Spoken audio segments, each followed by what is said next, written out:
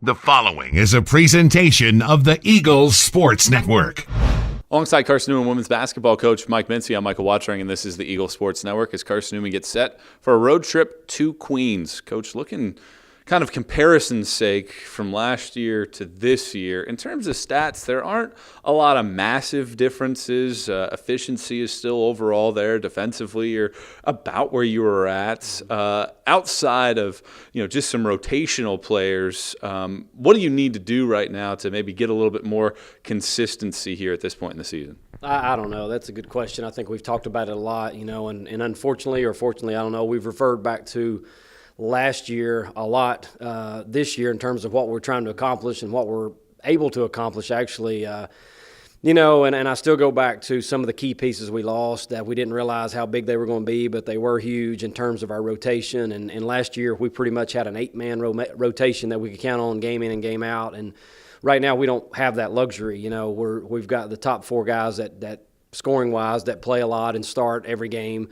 And then we're rotating a 5th starter in depending on who we think is best up for matchups. And like you said, scoring's about the same. Everything's about the same other than our record, and we don't have that rotation. So just trying to develop depth, get a 5th starter, or it may be something that we just continue to rotate out depending on who we're playing, if we need to play a big, play all guards, whatever.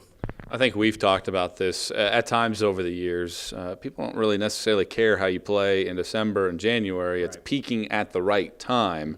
How do you make sure that your team understands that this still has a long way to go and your goals are still attainable? Well, it's something like we talked about today. Going into the game Wednesday night against Anderson, even though the real regional poll is not out, in terms of one poll that we have, it was a 1-2 matchup in the region, and we lose that game. We've dropped to 11-4, 4-3 in the league. Now all of a sudden we're 5th in our own conference. So we're right there, and we understand it. We've given up some games, especially 2 at home, that you don't ever want to give up home games, but we know we're talented enough. I think the good thing about where we're at right now is we know we're talented enough to compete with anybody in our region on any given night, whether it's played here or somebody else's place. So we just know that right now we're kind of behind the 8 ball in conference play. We're probably still good in regional play just because of our out-of-conference record, but we've got the pieces. I just got to continue to tell them, we are good, even though we've given up some games. We're a very good basketball team, but we're definitely not peaking. I guess that's a good thing. We're not peaking right now, and we're not playing our best basketball, and so hopefully the best is yet to come for this team.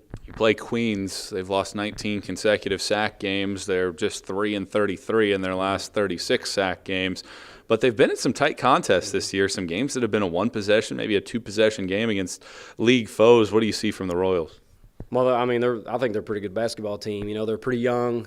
They've got 2 Tennessee natives that are 2nd and 3rd, I think, in scoring on their team right now. And I've seen both those guys play. I know they're very capable players, and so I think they're slowly getting it turned around. And like you said, just even the other night, without 2 of their key players, they put up 82 at Newberry and lost narrowly, and lost narrowly to some other folks as well. So we know going over there it's going to be a challenge. Anything right now for us is a challenge, and winning on the road, it doesn't matter who you're playing, is always key in this league. So hopefully our girls' mindsets are right, and they're going to go over there ready to play, because if they don't, they're not going to be happy with the outcome, because a team like Queens, that they're really wanting to start winning, and teams like that are obviously pretty scary to play. Coach, appreciate the time. Best luck Saturday. Thank you, Michael. It's Carson-Newman women's basketball coach Mike Mincey. I'm Michael Watchering, and this is the Eagles Sports Network.